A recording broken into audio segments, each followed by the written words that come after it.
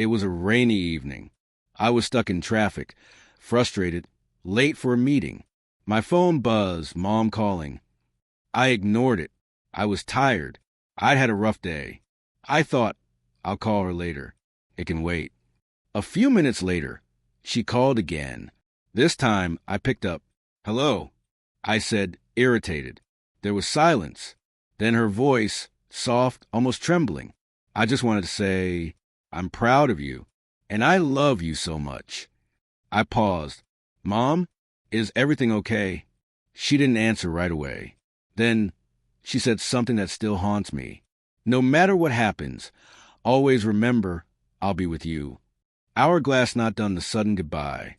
That was the last time I spoke to her. I reached home later that night to 12 missed calls from my aunt. I called back, heart racing. Where were you? She cried. Your mother, she's gone. A heart attack, alone in her room. She had called me minutes before it happened. I dropped the phone. Everything shattered. Dove guilt and silence. The funeral was quiet. Too quiet. I kept hearing her voice in my head. That call, those words, I'll always be with you. But the guilt was louder. Why didn't I answer the first time? Why didn't I talk longer? Why didn't I say, I love you back? Package the letter in the drawer. Weeks later, I returned to her house to pack up her things. That's when I found it. A small letter, folded neatly in her bedside drawer. It was addressed to me. With shaking hands, I opened it. If you're reading this, I'm no longer with you. I know you're busy. I know life moves fast. But I wanted to say, you made me proud every single day. Never blame yourself for the moments you missed. Just promise me you'll never miss the one still ahead. I broke down. Right there, on the floor of the room she died in, I cried like I never had before. Sunrise a change. That letter saved me. It didn't take the pain away, but it gave me peace. I started living differently. I visited my father more. I called my friends back. I stopped putting off the people I loved. Because now I know, sometimes one call, one message, one I love you, can be the last one. Herb learning to let go. The days that followed were quiet. My grief, though still present, began to shift. I stopped being consumed by guilt and started focusing on the message she had left for me. The letter gave me clarity. It reminded me that life doesn't wait, and neither should I. But there was something else, something even deeper I hadn't fully understood at the time. Scroll another letter. It was a few months after my mother's passing when I found another letter. It wasn't in the drawer this time. It wasn't hidden at all. It was placed on the kitchen counter, right where I would see it when I came home one evening. The letter was addressed to both me and my father. I took a deep breath and opened it, bracing myself for more sorrow. But what I read was unexpected. I know you're both hurting, but I want you to understand what I am leaving behind is not just grief. It's a legacy of love. Remember, you are not just the sum of your past mistakes or missed calls. You are the love, the strength, the memories that we shared. Please, live your life without regret. Laugh more. Dream more. Forgive yourselves. I felt a sense of calm wash over me as I read her words. She wasn't just asking us to move on. She was giving us permission to heal, to live again. Counterclockwise arrows button, a new beginning. For the first time in months, I felt like I could breathe again. I began spending more time with my father. We took small trips, visited places my mother had always wanted to go, and began sharing stories we had long forgotten to tell. We laughed, we cried, but most importantly, we lived. And each time I caught myself laughing, I could feel her presence, like she was still there, silently guiding us through the pain and into the light. Crescent moon the dream. One night, after another day spent with my father, I went to bed exhausted. But I woke up in the middle of the night, as though something had stirred me awake. I sat up in my bed, the room dark and still. Then I heard it, the sound of phone ringing. I reached for my phone in a daze. But when I looked at the screen, it wasn't a call from a contact. It was an unknown number. I hesitated for a moment, but then answered. The voice on the other end made my heart skip a beat. I'm still here, baby. Always. My mother's voice, clear and full of warmth. echoed through the phone. I froze. It wasn't possible. My mother was gone. This couldn't be real. But the voice, the love in her words, was unmistakable. And for the first time since her passing, I felt at peace. A final message. The next morning, I told my father about the dream, about the phone call. He listened silently, and then with a calm expression, he said, "Your mother always had a way of communicating with us, even when we didn't realize it." I didn't fully understand at that moment, but over the next few weeks, the meaning became clear. It wasn't just her voice that I had heard on the phone. It was the love she had given us that never left.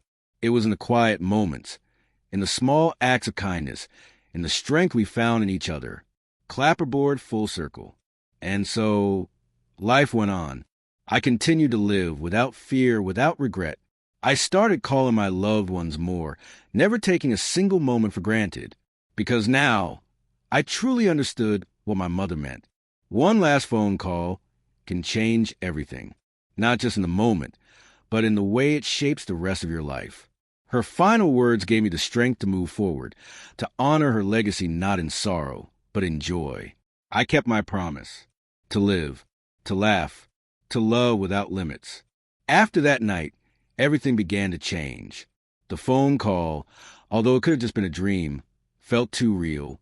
My mother's voice, filled with warmth and reassurance, echoed in my mind every day.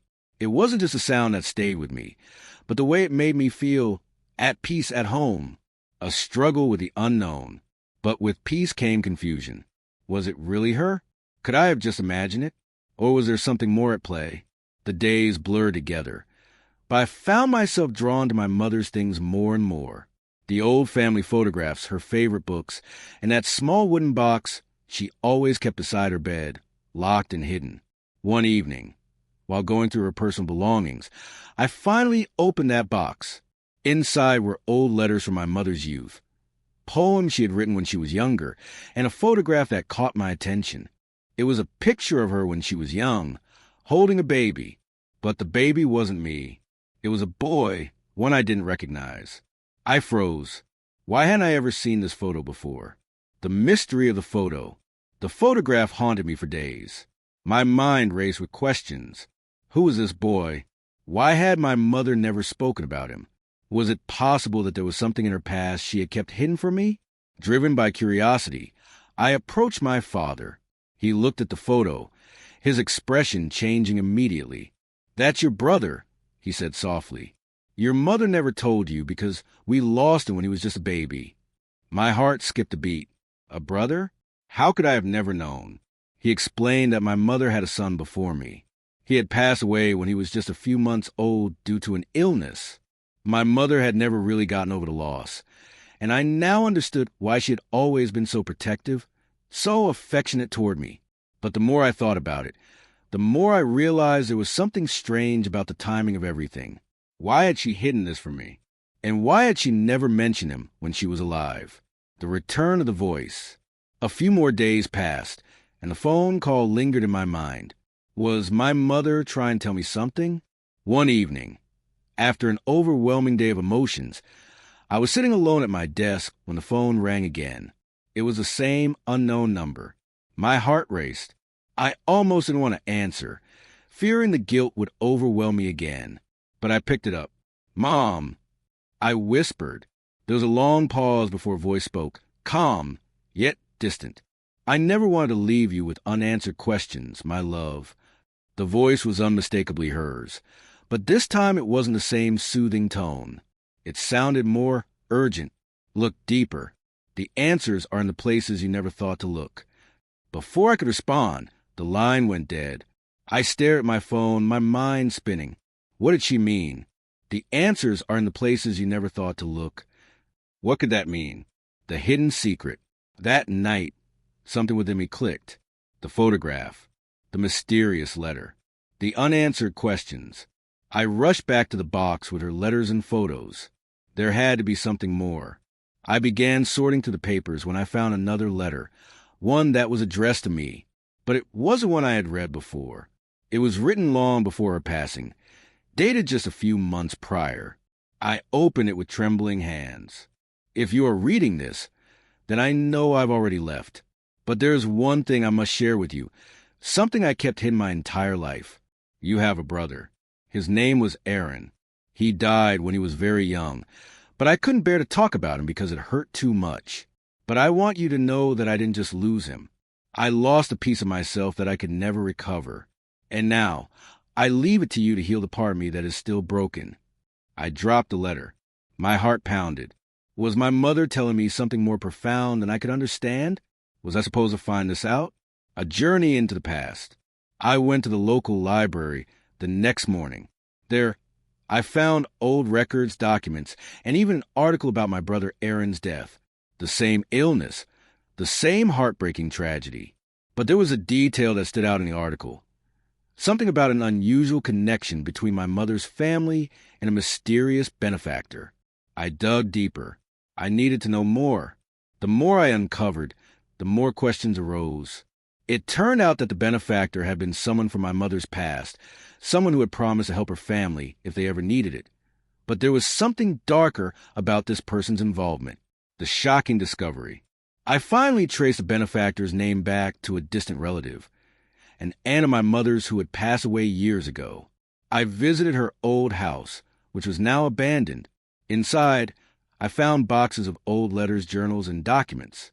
And then I saw it, a letter from my mother's aunt addressed to her. I made a terrible mistake. I was only trying to help, but I didn't know the consequences. Aaron wasn't just an innocent child. He was connected to something darker, and the past will always follow. The letter ended abruptly. I didn't understand. Was my brother's death tied to something sinister? What was my mother hiding all this time? Was this connected to the mysterious phone calls? The final call. I returned home, exhausted and overwhelmed. Just as I was about to give up, the phone rang again. I hesitated, but I picked up. The voice was softer this time, calmer, but still filled with love. You found the truth, haven't you? You've come so far. It's time to let go, my love. Let the past rest. And then, just like that, the phone went silent. This time, I didn't feel fear. I felt peace. My mother had finally given me all the answers. It wasn't just about Aaron. It was about healing and moving forward. I couldn't shake the feeling that my mother's final words weren't just a comforting farewell, but a call to action. She had guided me to answers, yes, but there was still something unresolved, something lingering between the lines. The sense of urgency in her voice kept echoing in my mind. What was it that I had missed? I sat there for hours, trying to piece everything together. The photograph of my brother Aaron, the letter she left behind, and the haunting phone calls, they all felt connected, but the threads didn't quite tie up. The deeper mystery. It wasn't until I was going through some old family albums one last time that I stumbled upon something new. At the back of a photo album, there was a small, old key. The key was intricately designed, with ornate carvings I didn't recognize. There was no explanation, no note attached to it, just a key. I picked it up, feeling a strange pull towards it. My heart started racing, as if the key held the final secret that had been hiding all along. A hidden room. Later that day, I decided to visit my mother's old house again. I had been there countless times, but somehow this time felt different. It was as if the house itself was calling me to uncover its final secret. I searched the house from top to bottom, inspecting every corner, every crevice.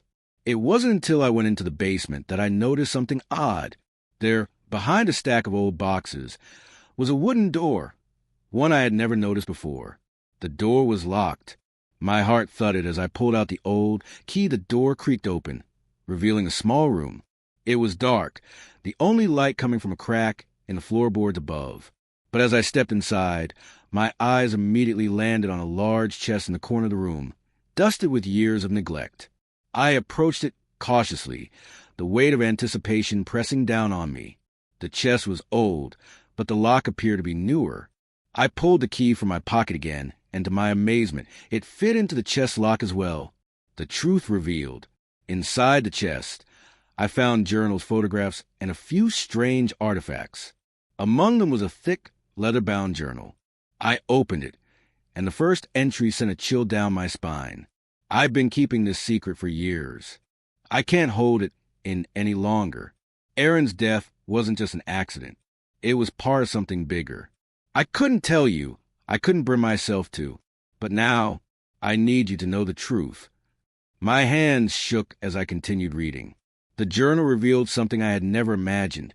My mother had been involved in a secret society, a society that believed in guarding certain truths that, if revealed, could change everything. Aaron's death, it seemed, had been a result of their involvement, the connection to the benefactor.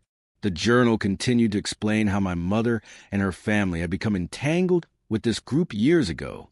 The benefactor, the one who had promised to help her family, was not just a wealthy philanthropist. He was a leader of the secret society, and he had made a pact with my mother to protect their secrets at all costs. But Aaron, my brother, had been different. He had questioned everything. As a child, he had been curious about the society's hidden truths, and it had cost him his life. His death was not accidental. It was orchestrated by those who had sworn to keep their secrets safe. The final piece. As I closed the journal, a new realization hit me like a tidal wave. My mother hadn't just been trying to protect me from the pain of Aaron's death. She had been protecting me from the truth. A truth so dangerous that revealing could destroy not only our family, but also everything we knew about the world. The phone calls, the letters, the mysterious key, they were all part of her plan to prepare me for the moment when I would have to make a decision that would change my life forever. The choice. The phone rang again that night. This time, I didn't hesitate. I answered it immediately. "It's time." The voice was unmistakable. It was my mother, but this time there was no warmth. There was only a cold finality in her voice. "The society is still out there. They know you uncovered the truth. You have to decide. Will you protect the secret, or will you expose it?" I felt the weight of her words pressing on me. I knew what she meant. My mother had always been part of the society, and now I was the only one left who knew the truth. If I exposed it, I would be risking everything, my safety, my family, my future. But if I kept the secret, I would be allowing the very things that caused my brother's death to continue. The decision. For days, I struggled with the decision. I spoke to my father about it, but he didn't have any answers. All he knew was that we had to move forward, just like my mother had always told us. But how could I move forward with the weight of this knowledge? It wasn't until one morning, as I stood by my mother's grave, that I realized what she wanted me to do. She didn't want me to carry the burden of her past. She wanted me to live, to forge my own path. The truth was out there, and if I kept it hidden, I would never be free. I made the choice. The aftermath. I contacted a journalist who had been investigating secret societies for years. I handed over everything I had found, the journal, the photographs, the artifacts. I didn't know if it would bring justice or if it would put me in danger, but I knew that I couldn't keep the secret any longer. My mother's death, her secrets, and my brother's death would no longer be buried in silence. As the phone call ended, I stood frozen, the weight of the decision crushing my chest. My mother had always been a loving, caring figure in my life, but now I realized there were parts of her life I would never fully understand. The society, Aaron's death, and the pact she had made, all of it hung over me like a dark cloud. I stared at the journal in my hands.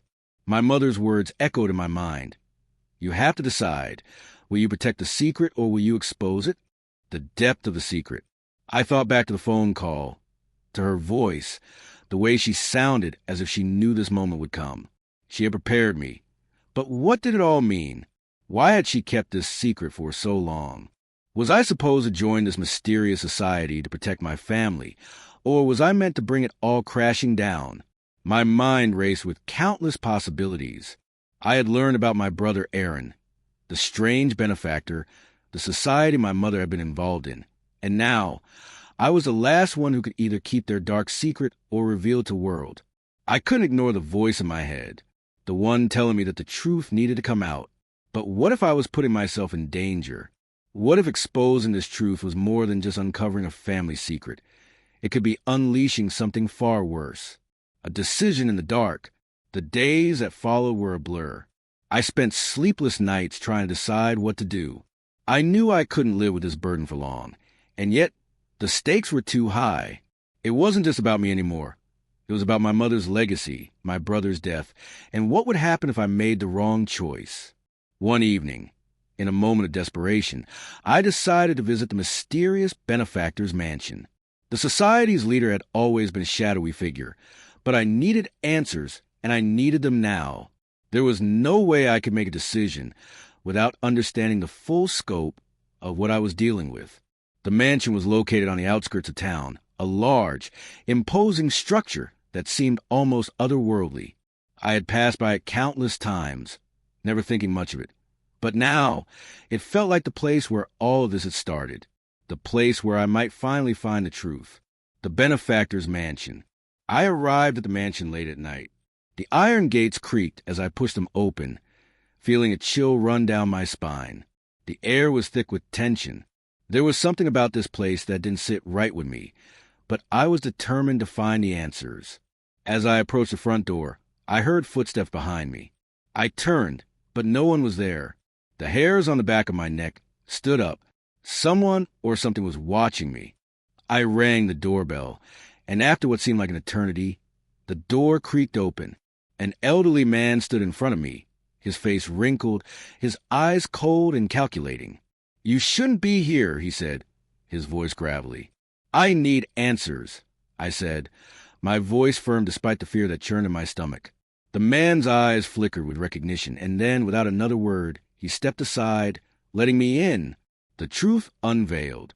Inside, the mansion was dark and oppressive, filled with antique furniture and strange symbols carved into the walls.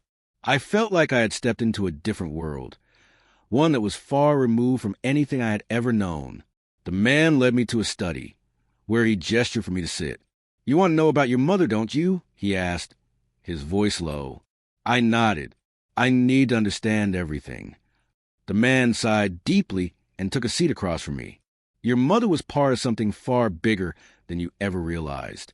This society, the one that has watched over your family for generations, it is built on secrets and power. It was never meant for the faint of heart. And Aaron was never meant to discover what he did." He leaned forward, his eyes piercing. "The truth is, your brother wasn't just an innocent child. He was chosen to inherit a legacy he was too young to understand. When he began questioning society, it became too dangerous. And that's when we had to make a choice." I swallowed hard. "You killed him,"